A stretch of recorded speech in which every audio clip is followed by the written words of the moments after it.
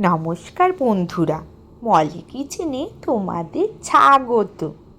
দেখুন বন্ধুরা, আমি কড়াইতে তেল দিয়ে দিলাম।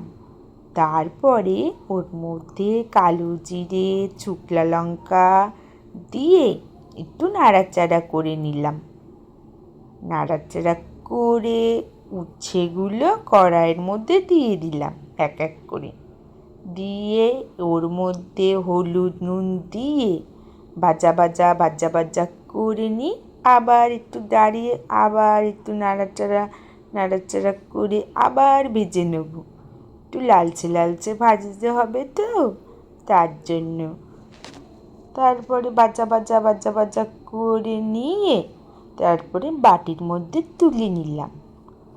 তুলে নিয়ে তারপরে বন্ধুটা গরম ভাত দিয়ে থালার মধ্যে উচ্ছে ভাজা দিয়ে নুন নিয়ে পাশে, তারপরে চটকে মেখে খেয়ে দেখি কি